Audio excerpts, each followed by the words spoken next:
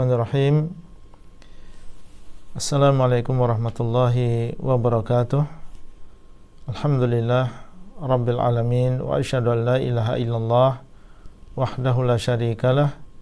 Wa asyhadu anna Muhammadan abduhu wa rasuluhu sallallahu alaihi wa ala alihi wa sahbihi walladzina taba'uhum bi ihsan ila yaumiddin. Wasallama tasliman katsiran amma ba'd. Alhamdulillah, kita bersyukur kepada Allah SWT. Kembali kita dipertemukan oleh Allah SWT pada kesempatan kali ini untuk mempelajari salah satu di antara hadis-hadis Nabi SAW yang merupakan wahyu Allah yang sampai kepada kita, yang di dalamnya ada petunjuk dan juga cahaya bagi manusia.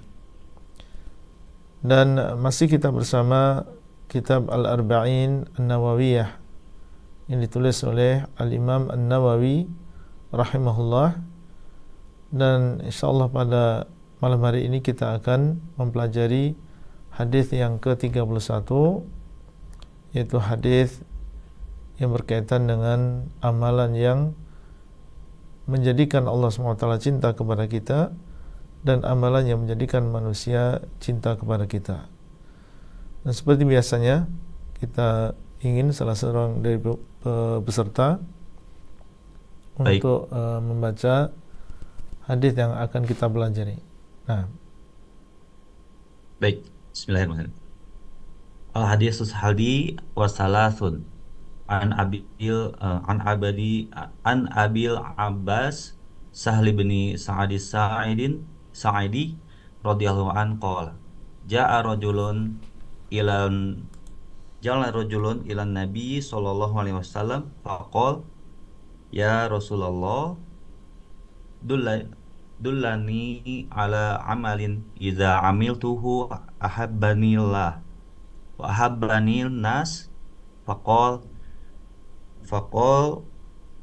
izhad fid dunya yuhibbakallah wazhad fima fi aidin nas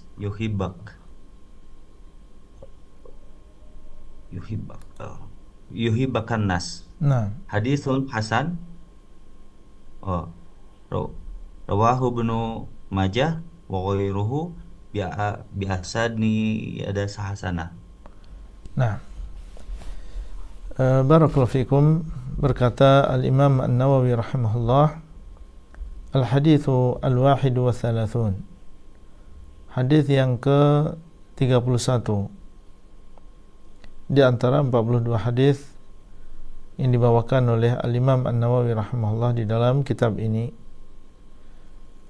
An Abil Abbas Sahli ibn Sa'din As-Sa'idi radhiyallahu ta'ala anhu, dari Abul Abbas Sahl bin Sa'ad As-Sa'idi, semoga Allah SWT meridai beliau. Qala, beliau mengatakan, menceritakan, ja'a rajulun ila Nabi sallallahu alaihi wasallam, datang seorang laki-laki kepada Nabi sallallahu alaihi wasallam. Tidak disebutkan di sini nama laki-laki tersebut karena memang bukan sesuatu yang sangat penting mengetahui siapa laki-laki tersebut. Tapi yang lebih penting dari itu adalah apa yang terkandung di dalam pertanyaannya dan jawaban dari Nabi SAW. Baik yang bertanya adalah si fulan atau si fulan, maka ini tidak mempengaruhi. Yang paling penting adalah apa yang dia tanyakan dan bagaimana jawaban Nabi SAW. Yang jelas laki-laki ini adalah termasuk sahabat Nabi SAW, karena dia bertemu dengan Nabi SAW, beriman dengan beliau, dan meninggal di atas keimanan. Kalau sudah terpenuhi syaratnya, maka dia adalah termasuk sahabat Nabi SAW. datang seorang laki-laki kepada Nabi SAW. Faqala, kemudian dia berkata, Ya Rasulullah. Ini adalah panggilan penghormatan terhadap Nabi SAW, karena beliau memiliki kedudukan yang tinggi di sisi Allah Azza wa Jalla sebagai seorang Rasulullah. Maka kita memanggil beliau dengan panggilan kehormatan beliau, yaitu sebagai seorang Rasul. Bukan memanggil beliau SAW apabila kita adalah seorang sahabat, bukan memanggil dengan nama beliau SAW, tapi manggil dengan panggilan ya Rasulullah, ya Nabi Allah. Demikianlah para sahabat radhiyallahu ta'ala anhum, mereka menaruh penghormatan yang sangat besar kepada Rasulullah SAW. Sangat hormat kepada beliau, sangat beradab dengan beliau. Termasuk diantaranya adalah dalam memanggil beliau SAW dan tidak mengeraskan suara di hadapan beliau SAW. Kemudian dia mengatakan, dullani ala amalin, tunjukkan kepadaku atas sebuah amalan. Meminta kepada Nabi SAW petunjuk, tunjukkan kepadaku. Karena beliau SAW adalah utusan Allahu Rabbul Alamin yang membawa misi, membawa ajaran. Maka sahabat ini meminta kepada Nabi SAW untuk menunjukkan kepadanya sebuah amalan, karena beliau SAW adalah seorang Rasulullah. Dan demikianlah seorang Muslim di dalam masalah ibadah, di dalam masalah amalan, kita kembali kepada sunnah Nabi SAW, bukan kembali kepada adat istiadat atau budaya atau akal manusia atau mimpi. Tapi yang namanya ibadah tauqifiyah, kita menerima jadi apa yang diajarkan oleh Rasulullah SAW, itulah yang kita amalkan. Adapun yang tidak diajarkan oleh Nabi SAW, meskipun mungkin banyak orang di sekitar kita yang melakukan, maka kalau tidak ada dalilnya, tidak boleh kita melakukan ibadah tersebut.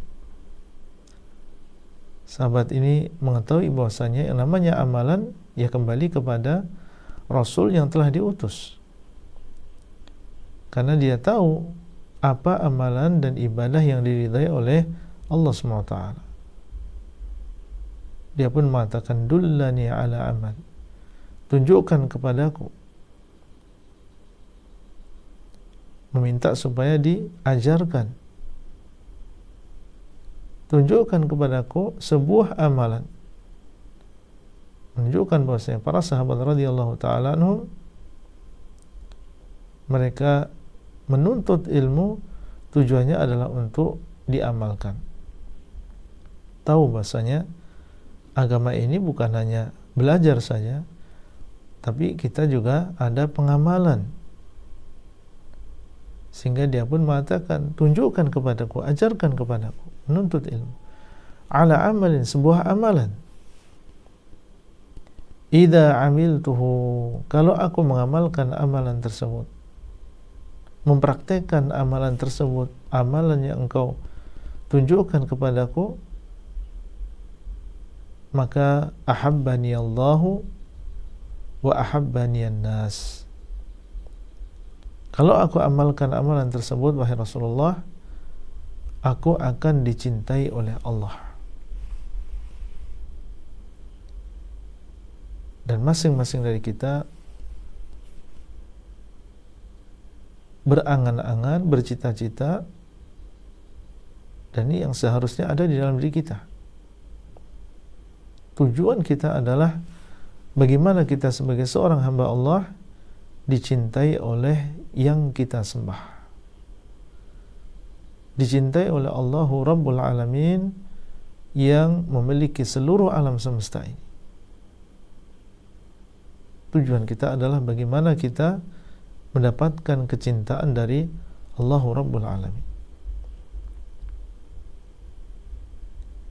Para pemirsa, para jamaah yang dimuliakan oleh Allah SWT, apa yang diungkapkan oleh sahabat di sini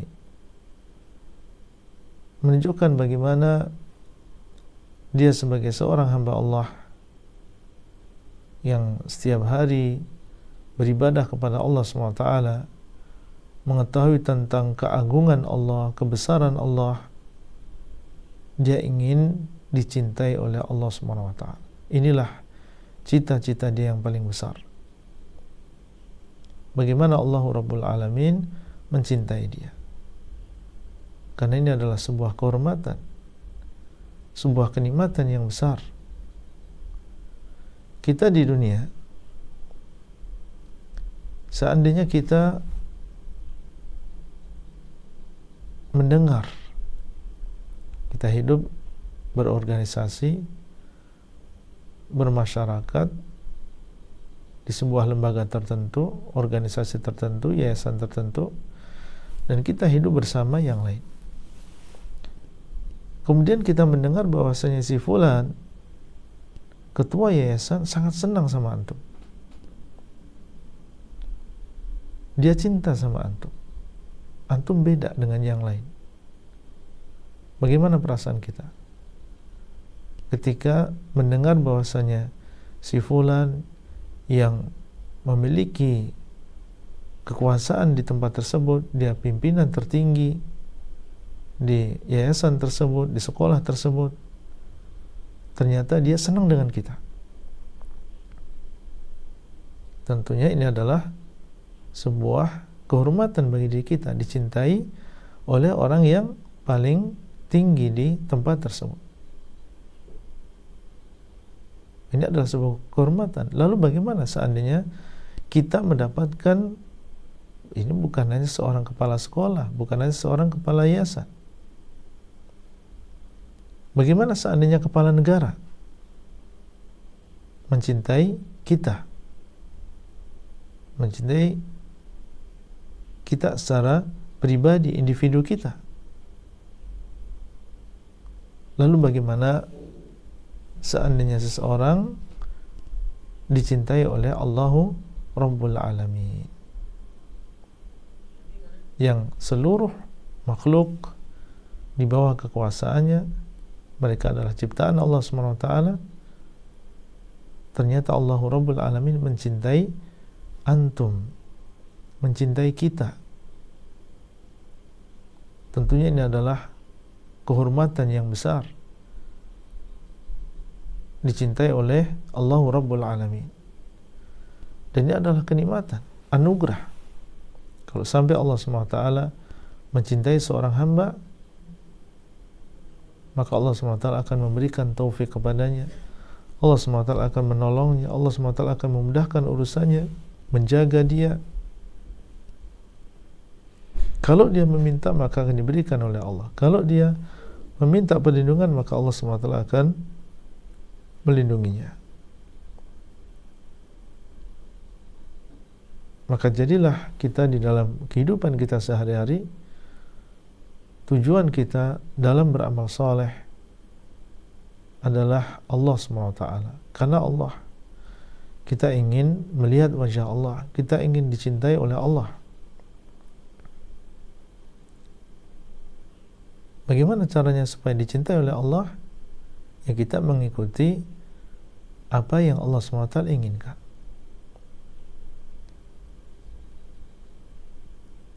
Dan siapa yang paling mengikuti apa yang Allah SWT inginkan? Ya Rasulullah SAW.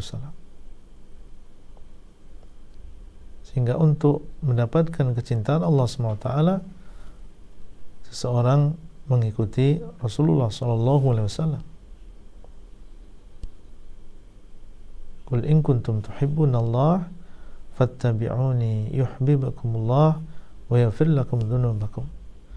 Kalau kalian benar-benar cinta kepada Allah, maka hendaklah kalian mengikuti aku. Niscaya Allah SWT akan mencintai kalian dan mengampuni dosa-dosa kalian. Demikianlah para sahabat Nabi SAW ingin mengamalkan amalan yang dicintai oleh Allah. Dan Nabi SAW adalah orang yang paling tahu amalan apa yang kalau kita amalkan, kita akan mendapatkan kecintaan Allah SWT. Beliau adalah orang yang paling tahu amalan, baik ucapan, perbuatan, amalan hati. Beliau adalah orang yang paling tahu perkara-perkara yang dicintai oleh Allah SWT. Makanya Allah SWT sangat mencintai beliau, sehingga beliau SAW mendapat gelar sebagai seorang Khalilullah, kekasih Allah SWT. Mendapat gelar sebagai seorang Khalilullah, dan ini adalah derajat yang paling tinggi. Allah SWT sangat mencintai Nabi SAW karena beliau orang yang paling mengamalkan amalan-amalan yang dicintai oleh Allah SWT. Sehingga kita pun kalau ingin mengamalkan amalan tersebut, ya kita bertanya kepada beliau. Kalau memang kita sebagai seorang sahabat. Kalau bukan seorang sahabat, maka kembali kepada sunnah Nabi SAW. Idza amiltuhu ahabbani Allah. Menunjukkan bahwasanya Allah SWT memiliki sifat mahabbah. Allah cinta. Dan sifat mahabbah bagi Allah SWT sesuai dengan keagungannya, tidak sama dengan mahabbah yang dimiliki oleh makhluk. Kita sebagai seorang makhluk punya rasa cinta. Dan di sini Nabi SAW mengabarkan bahwasanya Allah memiliki rasa cinta. Tapi rasa cinta, kecintaan, mahabbah yang dimiliki oleh Allah berbeda dengan mahabbah yang dimiliki oleh manusia. Mahabbah yang dimiliki oleh Allah sesuai dengan keagungannya. Dan di dalam Al-Quran Allah SWT banyak menyebutkan innallaha yuhibbul muttaqin, innallaha yuhibbul muhsinin, innallaha yuhibbut tawwabin wa yuhibbul mutatahhirin. Allah SWT mencintai orang-orang yang bertakwa, mencintai orang-orang yang berbuat baik, mencintai orang-orang yang bertobat, mencintai orang-orang yang membersihkan dirinya. Tidak boleh kita mentakwil sifat mahabbah ini dengan takwilan-takwilan yang batil. Mengatakan bahwa maksud dari mahabbah di sini adalah memberikan pahala. Dia menolak sifat mahabbah bagi Allah SWT, padahal yang mengabarkan di sini adalah Nabi Muhammad SAW. Padahal yang mengabarkan adalah Allah sendiri di dalam Al-Quran, bahwasanya Allah SWT memiliki sifat mahabbah. Nah, kita tetapkan sifat mahabbah tersebut bagi Allah sesuai dengan keagungannya, tidak sama dengan mahabbah yang dimiliki oleh makhluk. Laisa kamitslihi syai' wa huwas sami'ul basir. Tidak ada yang serupa dengan Allah, dan dialah yang maha mendengar lagi maha melihat. Wa ahabbaniyan nas, kalau aku mengamalkan amalan tersebut, maka aku akan dicintai oleh manusia. Orang yang ada di sekitarku akan mencintaiku. Dan dicintai oleh manusia ini juga merupakan sebuah kenikmatan. Seseorang hidup di dalam rumahnya dan anggota keluarganya mencintai dia, sehingga keberadaan dia menjadikan mereka senang, bahagia. Ketidakadaan dia menjadikan mereka sedih. Seseorang bahagia ketika orang-orang yang ada di sekitarnya mencintai. Ketika dia hidup di masyarakat juga demikian. Ketika seseorang merasa bahwasanya orang-orang yang ada di sekitarnya, tetangganya mencintai dia, jamaah masjidnya mencintai dia, maka ini adalah kenikmatan tersendiri. Sebaliknya, orang yang dibenci oleh manusia yang lain karena sebab tingkah lakunya yang tidak baik, akhlaknya yang buruk, sehingga dibenci oleh manusia, dibenci oleh anggota keluarganya sendiri. Keberadaan dia justru malah menyusahkan mereka. Ketidakadaan dia menggembirakan mereka. Meninggalnya dia, mereka mengucapkan alhamdulillah. Maka ini adalah tentunya kesedihan bagi seseorang, kesengsaraan bagi seseorang ketika dibenci oleh manusia yang lain karena sebab akhlak yang buruk. Laki-laki ini meminta kepada Nabi SAW supaya ditunjukkan sebuah amalan yang kalau dia amalkan, dia dicintai oleh Allah dan dicintai oleh manusia. Didahulukan di sini kecintaan Allah karena itulah yang utama. Yang paling utama adalah seseorang dicintai oleh Allah Subhanahu wa ta'ala. Kalau beserta kecintaan Allah Subhanahu wa ta'ala ada di sana kecintaan manusia, tentunya ini adalah nikmat di atas nikmat. Dan Allah Subhanahu wa ta'ala apabila mencintai seorang hamba, Allah Subhanahu wa ta'ala akan menjadikan manusia yang ada di sekitar dia mencintai orang tersebut. Sebagaimana disebutkan dalam hadis di mana Allah Subhanahu wa ta'ala mengabarkan kepada Jibril bahwasanya aku mencintai si fulan. Subhanallah. Allah sebutkan nama, aku mencintai si fulan.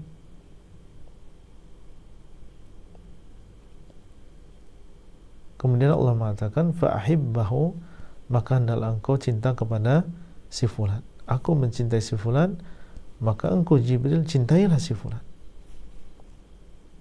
Maka Jibril pun mencintai fulan karena Allah SWT mencintainya. Kemudian malaikat Jibril mengatakan kepada malaikat-malaikat yang lain, mengabarkan kepada mereka bahwasanya Allah mencintai si fulan. Fa'ahibbuhu, maka hendaklah kalian mencintai si fulan. Maka para malaikat pun mereka mencintai si fulan. Subhanallah. Ketika Allah SWT mencintai seorang hamba, Allah jadikan malaikat Jibril mencintainya dan para malaikat juga mencintainya. Akhirnya apa? Orang tersebut dicintai oleh penduduk bumi. Orang-orang yang di sekitarnya mencintai orang tersebut. Bahkan terkadang orang-orang yang mungkin berbeda akidah mencintai orang tersebut. Di sana ada orang-orang yang subhanallah jelas bahwasanya dia adalah seorang ahlu sunnah, ulama, tapi dicintai oleh kawan maupun lawan. Sampai lawannya yang berbeda akidah dan mungkin saling berbantah-bantahan mencintai orang tersebut. Allah jadikan mereka atau hati-hati mereka mencintai orang tersebut. Seperti misalnya Syekhul Islam Ibn Taimiyah, Al-Imam Ahmad bin Hanbal, dan yang lain. Bagaimana Allah SWT menjadikan di dalam diri manusia kecintaan terhadap orang tersebut. Allah SWT apabila mencintai seorang hamba, maka Allah SWT akan menjadikan manusia mencintai orang tersebut. Tapi tentunya yang asalnya adalah kecintaan kepada Allah. Kalau Allah SWT dia telah mencintai, meridai, maka inilah yang paling penting. Meskipun di awalnya terkadang manusia yang ada di sekitar kita tidak suka, tapi kalau kita melakukan sesuatu yang diridhai oleh Allah, maka Allah SWT akan menjadikan manusia setelah itu mencintai kita. Man iltamasa ridallah bi sakhatin nas radhiyallahu anhu wa arda anhu nas. Barang siapa yang mencari ridha Allah tapi akhirnya manusia membenci dia, berpegang teguh dengan sunnah, berpegang teguh dengan agama ini, akhirnya mungkin orang tuanya ada yang membenci, maka Allah SWT akan ridha kepada orang tersebut karena dia mengikuti ridha Allah dan akan menjadikan manusia ridha terhadap dirinya. Karena yang namanya keridhaan, kecintaan itu kan di dalam hati kita masing-masing, dan hati kita di bawah kekuasaan Allah. Maka jadikanlah tujuan utama mencari ridha Allah. Allah SWT akan menjadikan manusia ridha dan cinta kepada kita, karena hati manusia di bawah kehendak Allah. Bahkan disebutkan di antara dua jari, di antara jari-jari Allah SWT. Ini menunjukkan bahwasanya asalnya adalah kita mencari kecintaan Allah, ridha Allah SWT. Ini asal. Kalau misalnya di sana ada kecintaan manusia, alhamdulillah. Tapi jangan kita jadikan kecintaan manusia ini sebagai asal, sebagai pondasinya. Kemudian akhirnya seorang siang dan malam yang dia cari adalah bagaimana manusia ridha tanpa dia mempedulikan syariat Allah SWT. Orang yang seperti ini keadaannya, tujuannya adalah ingin manusia ridha, maka dia adalah sedang mencari sesuatu yang tidak ada ujungnya. Tidak ada ujungnya, karena manusia itu berbeda-beda. Mungkin satu ridha, belum tentu yang lain ridha. Si A cinta, belum tentu yang lain cinta. Kalau kita mencari manusia ridha dengan kita, yaitu sesuatu yang tidak akan ada ujungnya.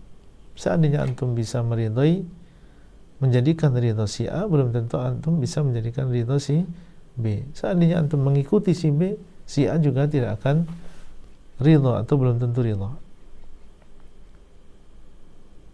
Sehingga dikatakan ridhan nas ghayatun la tudrak. Keridhaan manusia adalah tujuan yang tidak mungkin tercapai. Capek kita seandainya tujuan kita dalam hidup adalah untuk dicintai oleh manusia. Sehingga jadikanlah muamalah kita adalah ikhlas karena Allah. Tujuan kita adalah mencari kecintaan Allah. Contoh misalnya dalam kehidupan keluarga, seorang ayah bekerja, bermuamalah yang baik, memberikan pelayanan kepada anak-anaknya, kepada istrinya. Jadikan semua itu adalah lillah azza wa jalla. Kita ingin dicintai oleh Allah. Karena kalau kita niatnya salah, kita berusaha untuk mencari ridha mereka, maka ini tidak akan ada habis-habisnya. Antum sudah berusaha untuk melakukan yang terbaik bagi istri antum atau untuk anak-anak antum, tapi belum tentu ya pujian yang antum dengar dari mereka. Sehingga kalau kita tujuannya adalah kecintaan, semata-mata kecintaan manusia, kita akan kecewa. Tapi kalau niat kita adalah mencari kecintaan Allah, yang penting saya sebagai seorang kepala rumah tangga, sebagai seorang ayah, berusaha menjalankan kewajiban saya sebagai seorang ayah atau sebagai seorang suami. Yang penting Allah SWT memberikan keridhaan, Allah SWT menerima. Seandainya keluar dari mereka ucapan yang tidak baik, maka dia memang niatnya dari awal adalah untuk mencari ridha Allah. Yang penting Allah SWT ridha, yang penting Allah SWT cinta. Nah, ini adalah tujuan yang utama, yaitu kita mencari kecintaan Allah SWT. Faqala, maka Nabi SAW ketika ditanya tentang amalan ini, beliau menyebutkan jawaban secara singkat. Faqala, beliau mengatakan, izhad fid dunya yuhibbakallah. Hendaklah engkau zuhud di dunia. Apa yang dimaksud dengan zuhud di dunia? Yaitu seseorang meninggalkan sesuatu yang tidak bermanfaat untuk akhiratnya. Di dunia ini ada perkara-perkara yang tidak bermanfaat untuk akhirat kita. Ada perkara-perkara yang bermanfaat untuk kehidupan akhirat kita. Amal soleh, ibadah, tentunya ini adalah sesuatu yang bermanfaat bagi akhirat kita. Sesuatu yang mubah, sesuatu yang diperbolehkan, kalau niatnya adalah ibadah, maksudnya adalah kita melakukan sesuatu yang mubah untuk mendukung ibadah kita, seperti misalnya makan, minum, tujuannya adalah supaya kita kuat di dalam ibadah. Membeli sesuatu, misalnya sesuatu yang boleh, membeli HP, membeli komputer untuk keperluan ibadah kita misalnya. Taib, kalau tujuannya adalah untuk ibadah, berarti ini bermanfaat untuk akhirat kita, dia lakukan. Tapi sesuatu yang tidak bermanfaat baginya di akhirat, maka dia tinggalkan. Sesuatu yang tidak bermanfaat dia di akhirat, maka dia tinggalkan. Inilah dinamakan dengan zuhud. Dia melihat, oh ini kurang, ini nggak bermanfaat bagi anak di akhirat. Sementara umur anak di dunia adalah sebentar, akhirnya dia tinggalkan. Anak cari atau saya cari apa yang bermanfaat bagi saya di akhirat berupa amalan. Inilah yang dinamakan dengan zuhud. Dan para ulama menjelaskan zuhud ini lebih tinggi tingkatannya daripada wara'. Wara' artinya adalah meninggalkan sesuatu yang memudarati dia di akhirat. Meninggalkan sesuatu yang memudarati dia di akhirat. Yang dia tinggalkan sesuatu yang memudarati. Adapun sesuatu yang mubah, yang ini tidak memudarati dia di akhirat, dia masih banyak melakukannya. Karena wara' adalah meninggalkan sesuatu yang memudarati dia. Dia tinggalkan kemaksiatan, dia tinggalkan sesuatu yang meragukan. Setiap yang dia khawatirkan akan memudarati akhiratnya, maka dia tinggalkan. Ini namanya wara'. Adapun zuhud, meninggalkan sesuatu yang tidak bermanfaat. Jadi yang tidak bermanfaat, ya, itu pun dia tinggalkan. Yang termudarati ditinggalkan, yang tidak bermanfaat juga ditinggalkan. Ini adalah tingkatan zuhud. Izhad fid dunya, zuhudlah di dalam dunia ini. Itu kita tinggalkan sesuatu yang tidak bermanfaat bagi kita di akhirat. Yuhibbakallah, niscaya Allah SWT akan mencintai dirimu.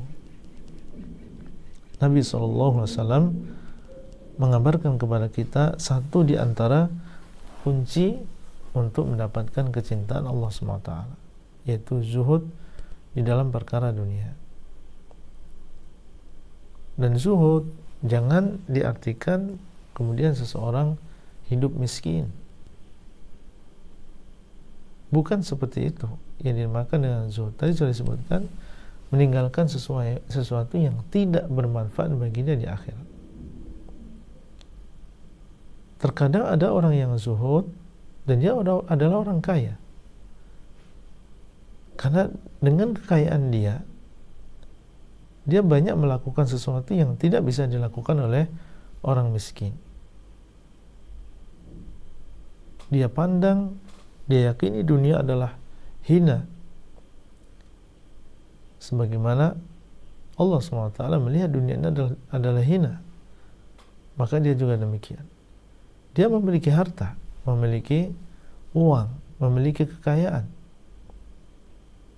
tapi dia tidak menjadikan kekayaan tersebut di dalam hatinya. Dia gunakan kekayaan tersebut sebagaimana yang Allah inginkan. Allah ingin dia mengeluarkan zakat, dia keluarkan zakatnya. Allah SWT ingin dia menggunakan hartanya untuk haji dan umrah, dia gunakan untuk haji dan umrah. Allah menginginkan dia gunakan hartanya untuk wakaf, maka dia wakafkan. Dia memandang ini bermanfaat dia di akhirat, makanya tidak dia tinggalkan. Dia punya harta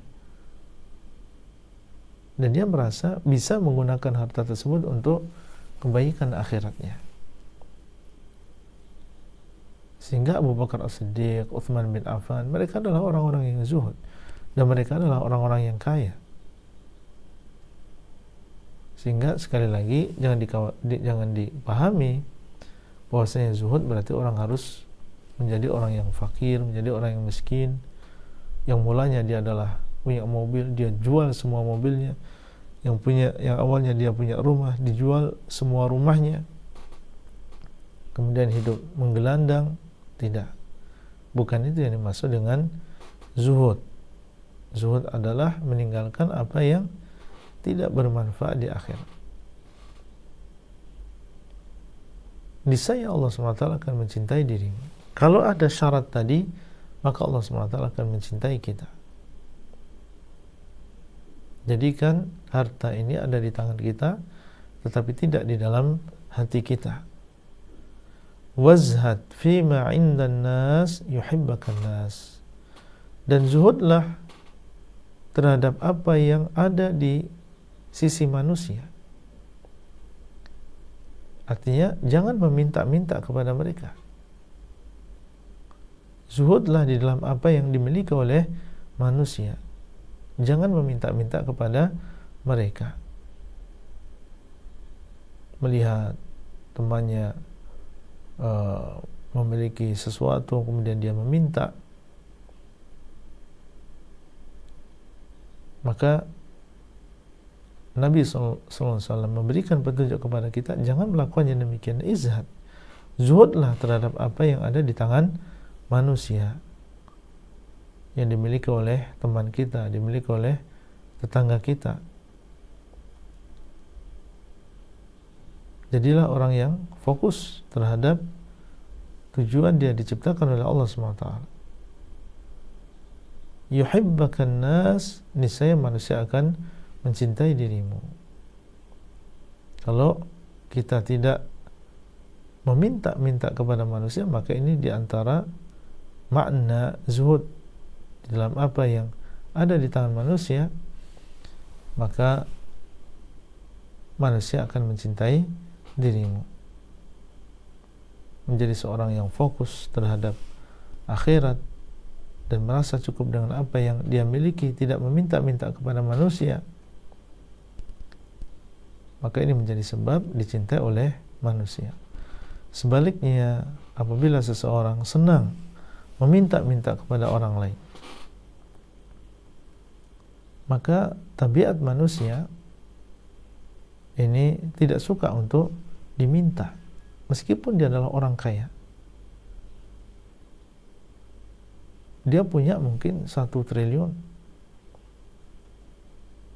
tapi yang namanya manusia, ya manusia, asalnya dia tidak senang untuk diminta. Mungkin kita mengatakan, kan kalau cuma 100 ribu, 200 ribu, kan gak ada apa-apanya dengan apa yang dia miliki. Iya, tapi yang namanya manusia, tabiatnya tidak senang untuk diminta. Terkadang mungkin diminta sekali dia masih memberi, tapi diminta setelah itu kedua kalinya, yang ketiga kalinya, akan timbul di dalam dirinya apa? Kebencian kepada orang yang meminta-minta tersebut. Inilah keadaan manusia. Sehingga jangan kita membiasakan diri kita meminta-minta kepada manusia. Di samping ini menjadikan mereka benci, maka ini sesuatu yang Allah SWT larang. Dalam sebuah hadis Nabi SAW mengatakan, la yazalu ar-rajulu yas'alun nas hatta ya'tiya yawmal qiyamati wa laysa fi wajhihi muz'atu lahmin.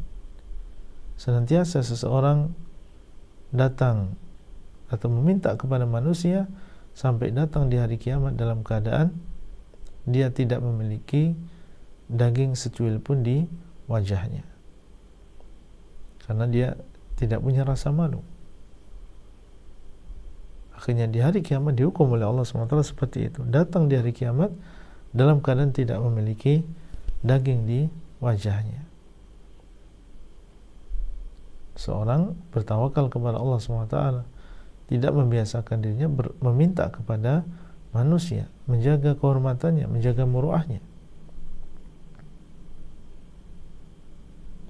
Wazhad fi ma indan nas yuhibbakan nas. Zuhudlah di dalam apa yang ada pada manusia, niscaya manusia akan mencintaimu.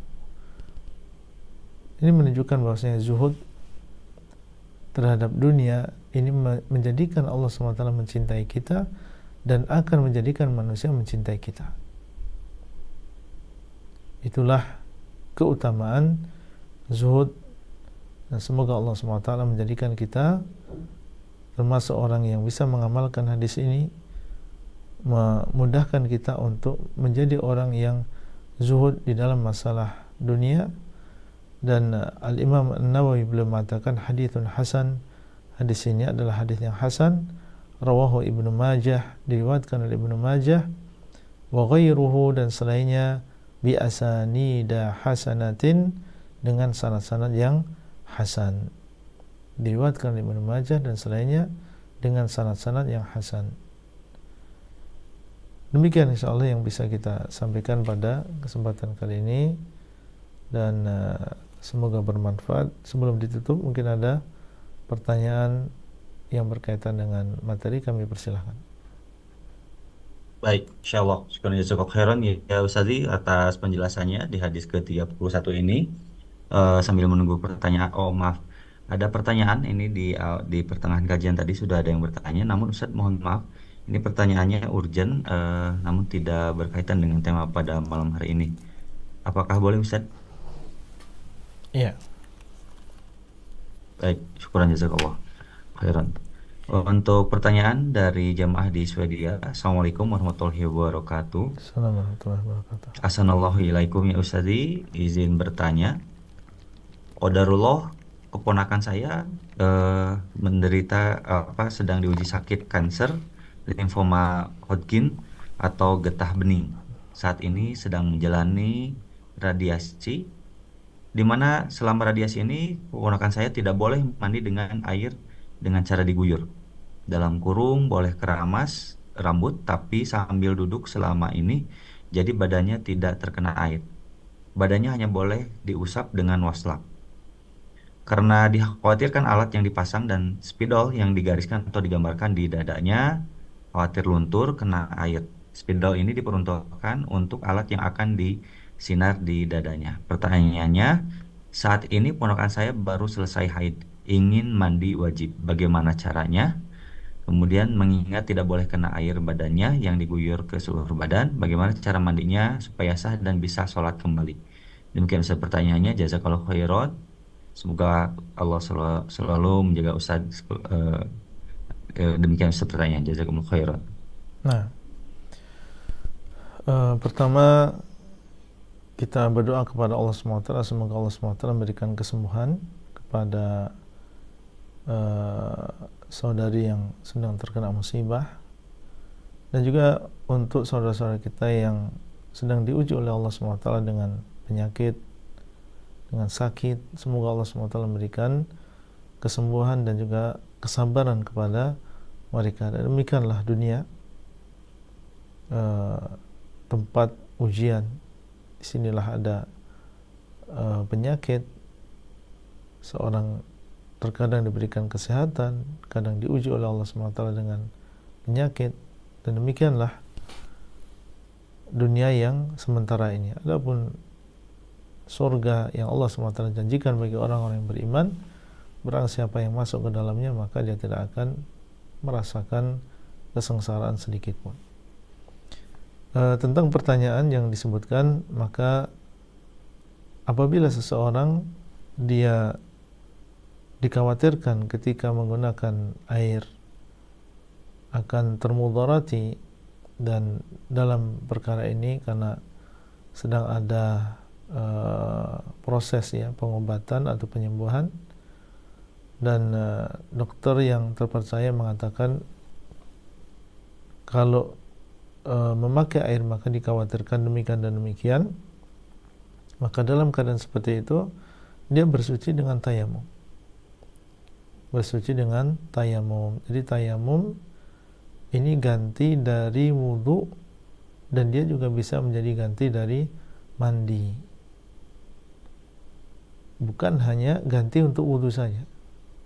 Jadi seorang tidak mampu berwudu, ya maka dia bertayamum. Seorang tidak mampu mandi, maka dia bertayamum. Jadi tayamum ini bisa menjadi ganti wudu dan juga mandi. Wallahu taala a'lam. Nah, Baik, untuk pertanyaan berikutnya dari Kaki Raihan. Assalamualaikum Ustadz. assalamualaikum warahmatullahi.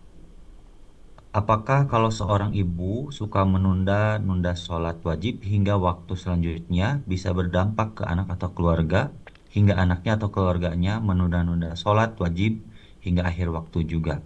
Demikian seperti pertanyaannya. Barakallahu fiik. Iya, anak ini mudah untuk meneladani, meniru orang tuanya. Karena orang tuanya mereka lah yang setiap hari dia lihat, yang mereka merasa bangga dengan ayah dan juga ibunya, sehingga dikhawatirkan kalau orang tua melakukan sesuatu yang tidak baik, ini akan ditiru oleh anak-anaknya. Kalau orang tuanya senang menunda-nunda waktu sholat, maka dikhawatirkan anak juga akan meniru. Orang tuanya suka menonton, maka dikhawatirkan anaknya juga suka menonton. Orang tuanya tidak senang ke masjid, kalau dia adalah seorang ayah misalnya, maka dikhawatirkan anaknya juga demikian. Karena yang namanya anak ini meniru orang-orang yang ada di sekitarnya. Oleh karena itu kita sebagai seorang orang tua, ayah maupun ibu, yang masing-masing dari kita kalau ditanya apakah ingin anak yang soleh, tentunya kita semuanya ingin memiliki anak yang soleh. Maka jadilah teladan yang baik bagi anak-anak kita. Nah, Baik, insyaallah 3 pertanyaan sudah dibacakan dari chat. Selanjutnya kami persilahkan kepada jemaah yang sudah raise hand. Di sini ada Umu Amr yang akan menyampaikan pertanyaan dari jemaah di Amerika dan Kanada. Silakan Umu Amr. Ya, jazakumullahu khairan Kang Zai. Alhamdulillah, jazakumullahu khairan Ustadz atas materinya hari ini. Semoga Allah Subhanahu wa taala memberikan keberkahan, perlindungan dan kesehatan buat Ustadz dan keluarga dimanapun berada. Ustadz, mengenai yang disebutkan tadi tentang zuhud dan wara, kami pernah mendengar juga bahwa kondisi manusia itu selalu punya syahwat dan selalu hatinya itu terkait dengan syahwat, Ustadz. Jadi artinya zuhud dan waro itu apakah tidak pernah bisa tercapai oleh manusia yang biasa, Ustadz? Dan bagaimana untuk mengaitkan arti tersebut, Ustadz, bahwa zuhudnya tidak sah atau waraknya tidak sah kalau syahwatnya itu ada. Jazakumullahu khairan atas penjelasan Ustadz. Nah, barakallahu fikum. Tidak ada pertentangan. Para imam, para sahabat, mereka adalah orang-orang yang zuhud. Dan mereka adalah manusia seperti kita yang juga memiliki syahwat. Dan buktinya mereka bisa mencapai derajat yang tinggi ini. Menunjukkan bahwasanya syahwat yang dimiliki oleh manusia tidak menghalangi dia untuk bisa mencapai derajat wara', untuk mencapai derajat zuhud ini. Derajat wara' sebagaimana yang tadi disebutkan, meninggalkan sesuatu yang memudarati. Dan di antara yang memudarati adalah kemaksiatan. Maka seorang yang wara' dia meninggalkan kemaksiatan, berusaha bertakwa kepada Allah SWT, meninggalkan kemaksiatan, menjalankan perintah. Kemudian apabila la qadarallah terjerumus ke dalam kemaksiatan, segera dia memohon ampun kepada Allah SWT. Jadi wara' bukan berarti kemudian dia tidak pernah berdosa, tapi dia bertakwa kepada Allah, berusaha semaksimal mungkin, tidak bermudah-mudahan di dalam masalah maksiat. Sekali lagi, wara' bukan berarti dia kemudian seperti malaikat, tidak pernah berdosa. Demikian pula orang yang sampai kepada tingkatan zuhud, meninggalkan sesuatu yang tidak bermanfaat, bukan berarti kemudian dia tidak sama sekali melakukan dosa dan tidak melakukan dosa sama sekali. Karena yang tidak bermaksiat sama sekali adalah malaikat. La ya'sunallaha ma amarahum wa yaf'aluna ma yu'marun. Itu adalah para malaikat. Tapi orang yang zuhud, orang yang wara', mereka berusaha semaksimal mungkin bertakwa kepada Allah, fattaqullaha mastata'tum. Dan kalau mereka terjerumus ke dalam kemaksiatan, segera mereka memohon ampun kepada Allah SWT. Ittaqillaha haitsuma kunta wa atbi sayyi'ata alhasanata tamhuha. Hendaklah engkau bertakwa kepada Allah dimanapun engkau berada, dan ikutilah kejelekan dengan kebaikan, niscaya kebaikan tersebut akan menghilangkan kejelekan tadi. Dan ketika Allah SWT mensifati orang-orang yang bertakwa, walladzina idza fa'alu fahishatan aw dhalamu anfusahum dzakarullah fastaghfaru lidzunubihim. Orang yang bertakwa adalah orang yang apabila dia terjerumus ke dalam fahisyah atau menzalimi diri mereka sendiri, mereka ingat kepada Allah kemudian memohon ampun kepada Allah SWT. Inilah orang yang bertakwa, orang yang zuhud, orang yang wara'. Jadi tidak ada pertentangan antara kita sebagai seorang manusia yang memiliki syahwat dengan usaha kita untuk mendapatkan derajat wara' dan juga zuhud. Nah, Ya Ustadz, satu lagi masih boleh Ustadz? ya. Ya. Assalamualaikum warahmatullahi wabarakatuh. Ustadz, terkait zuhud dan waro ini, apabila menjelang Ramadan atau di bulan Ramadan, kami memiliki anak-anak yang masih kecil Ustadz, tapi menjelang remaja. Saya ingin mendidik mereka bahwa ini adalah bulan yang mulia dan bergembira. Seandainya kita masak atau menyiapkan makanan yang lebih spesial dibanding hari-hari yang lain, karena di Amerika ini Ustadz, atmosfer Ramadannya itu tidak terlihat. Jadi saya ingin menciptakan itu di rumah. Sedangkan di sisi lain saya juga ingin mendidik anak-anak untuk sederhana, karena misalnya di saudara-saudari Palestina masih menderita. Jalan tengahnya seperti apa ya Ustadz, antara menyiapkan makanan yang lebih dibanding biasanya atau mengajarkan sedekah juga? Mohon nasihatnya Ustadz, jazakumullahu khairan. Nah, tidak ada pertentangan antara seseorang ingin menciptakan di dalam rumahnya sesuatu yang beda di bulan Ramadan, ingin menyampaikan kepada anak-anaknya bahwasanya bulan ini adalah bulan yang beda dengan bulan yang lain. Tidak ada masalah. Tentunya selain dari makanan, juga dari kehidupan kita sehari-hari di bulan Ramadan. Ini juga bisa kita gunakan untuk mentarbiyah, menyampaikan kepada anak-anak kita bahwa bulan ini berbeda dengan bulan yang lain. Di sana banyak cara ya untuk menyampaikan hal itu kepada anak-anak kita, dan tidak masalah seseorang memasak sesuatu yang spesial untuk keluarga di hari-hari bulan Ramadan. Dan Allah SWT mengatakan liyunfiq dzu sa'atin min sa'atih. Hendaklah orang yang memiliki keluasan berinfak sesuai dengan keluasan dia. Seorang memberikan infak sesuai dengan keluasan dia. Kalau memang dia punya sesuatu yang bisa dia berikan untuk anak-anaknya di menjelang puasa atau ketika berbuka puasa, tidak masalah dia memberikan sesuatu tersebut atau memasak sesuatu yang spesial, yang khusus, tidak seperti hari-hari biasa, tidak masalah.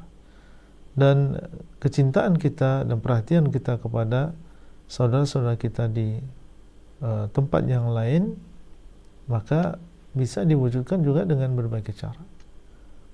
Ya, kita membantu mereka, menyalurkan sebagian harta kita melalui lembaga-lembaga yang bisa dipercaya sampai kepada saudara-saudara kita yang sedang kelaparan, yang sedang kedinginan, yang sedang membutuhkan obat-obatan, maka tidak masalah. Yang ini berjalan, yang itu berjalan.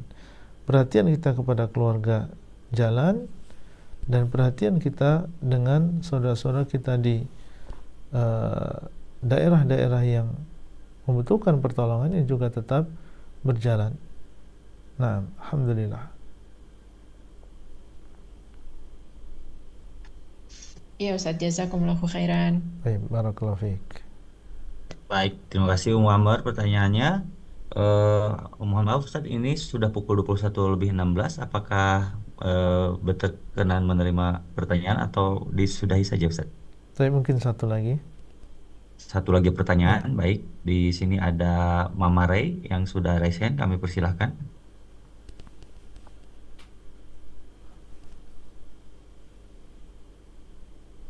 Iya Ustadz, saya mau nanya, tapi beda ini Ustadz, boleh? Iya. Beda tema. Iya. Ini tentang kalau di hari kiamat nanti kan amal, maksudnya gimana? Saya susah menyebutkannya Ustadz. Gini, kita berbuat dosa, kemudian kita bertobat. Apakah setelah kita tobat itu dosa-dosa kita itu ditampakkan di hari kiamat itu Ustaz? Iya. Baik. Iya, ada rasa khawatir seperti itu gitu. Kalau bertobat itu kan kita bertobat, benar-benar bertobat gitu kan, nggak berbuat lagi, nggak melakukan lagi. Cuma ada kekhawatiran perbuatan dosa kita itu nanti ditampakkan di hari kiamat pada orang-orang gitu. Itu bagaimana Ustaz? Apakah ditampakkan apa gimana Ustaz? Iya. Baik. Di dalam sebuah hadis Nabi SAW mengatakan, "At-taibu minadz dzambi kaman la dzamba lahu." Orang yang bertobat dari sebuah dosa, maka dia seperti orang yang tidak punya dosa, tidak pernah melakukan dosa tersebut. Berarti gimana?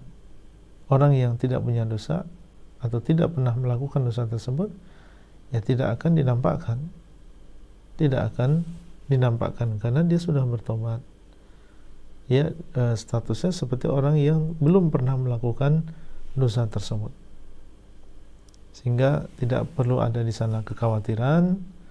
Allah SWT dialah yang menerima tobat dan dialah yang menutupi dosa-dosa kita.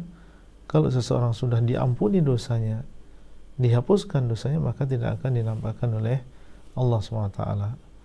Dan dari sini kita menasihati diri kita sendiri dan juga para jamaah sekalian untuk tidak menunda-nunda tobat kepada Allah SWT, karena keberuntungannya besar. Orang yang bertobat kepada Allah, misalnya sekarang dia bertobat dari seluruh dosa, maka seluruh dosanya diampuni oleh Allah SWT, dibersihkan oleh Allah SWT. Mengapa kita ragu-ragu untuk membersihkan dosa-dosa kita? Sekarang kita bertobat kepada Allah SWT dengan sungguh-sungguh dari seluruh dosa, maka Allah SWT akan membersihkan dosa-dosa kita. Dan kita berada di depan bulan Ramadan, menjelang bulan Ramadan, sebisa mungkin masuk di bulan Ramadan dalam keadaan kita sudah bertobat kepada Allah SWT dari seluruh dosa. At-taibu minadz dzambi kaman la dzamba lahu. Dan seorang ketika dia meninggal dunia dalam keadaan sudah bersih dosanya, tentunya ini adalah keberuntungan yang besar. Dan siapa di antara kita yang tahu ajalnya? Mungkin saja ajal kita datang nanti malam, besok pagi, besok sore. Dan kalau kita sudah bertobat sekarang, maka seorang meninggal dunia dalam keadaan dia telah bertobat kepada Allah SWT dari seluruh dosa. Demikian yang bisa kita sampaikan. Jazakumullah khairan atas perhatian antum semuanya, dan sampai bertemu kembali insyaallah pada kesempatan yang akan datang. Wassallallahu ala nabiyina Muhammadin wa ala alihi washabbihi ajmain. Wassalamualaikum warahmatullahi wabarakatuh.